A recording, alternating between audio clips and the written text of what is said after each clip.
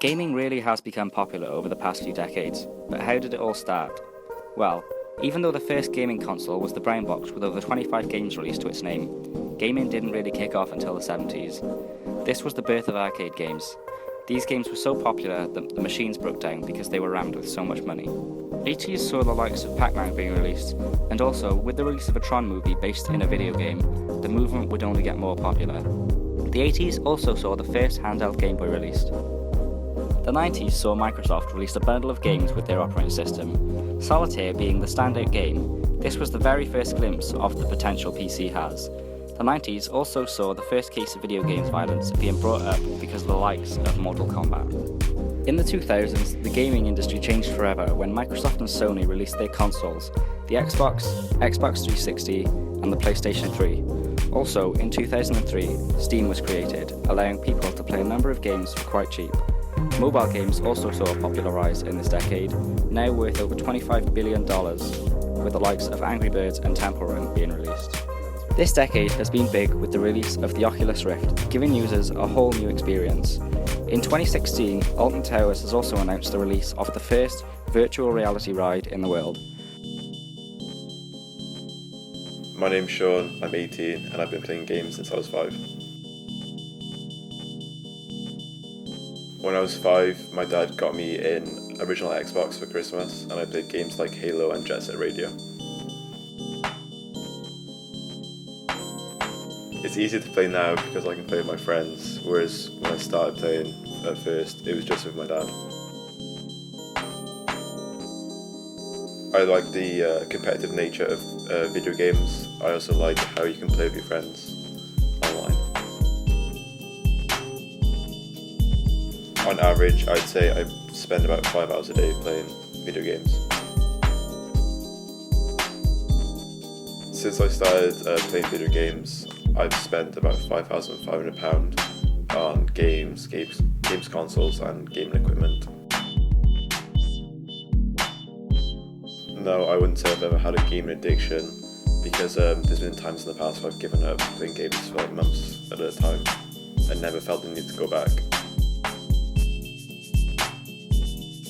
I've never obtained like a serious injury from playing games, however like my thumbs have got sore and my wrists I guess. Maybe in the past gaming would have affected my social life, but I think now I'm a lot older, I appreciate like spending time with my friends and stuff. I'd say my mum thinks I spend too much time playing games. As for my dad, I don't think he really minds too much. I don't think video games cause violence. I think it's definitely more down to the person and how easily influenced they are. I think if someone's influenced very easily, then video games can make them violent. But for the vast majority of people, I think they just play them for entertainment value. Video games have never made me violent. I've never actually been in a fight. So for me, it's just more like frustration. I can get frustrated at games, but I've never been like violent because of them. I'm familiar with Twitch.tv. It's a site where people can stream games for others to watch. If I had the choice to watch a Twitch stream or like a TV program, I'd probably watch a Twitch stream just because you can pick like what game you want to watch and then each streamer's different, like they have different personalities and you can relate to them in different ways. The most popular Twitch streamers have actually made streaming their job and they make quite a good living off it as well.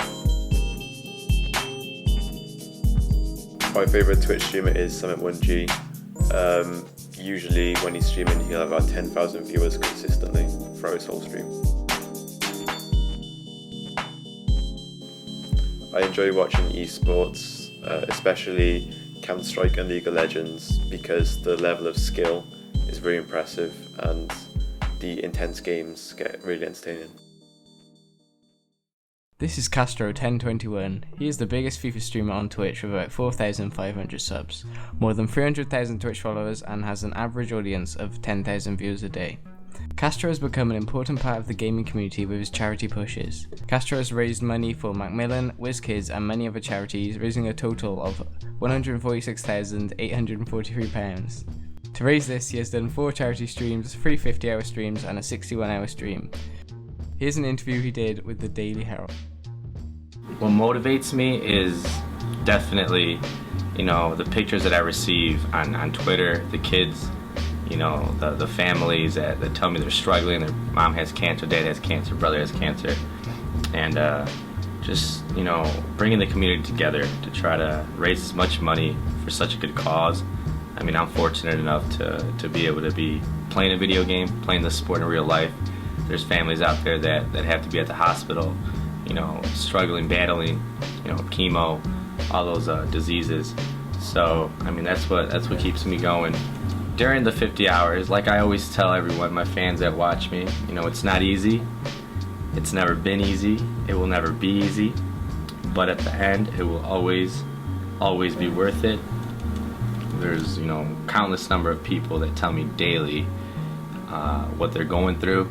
And for me to entertain them, put a smile on their face, is the best feeling in the world. Castro is clearly one of many popular gamers who tries to make a difference with his charity work and with his attitude within the gaming community.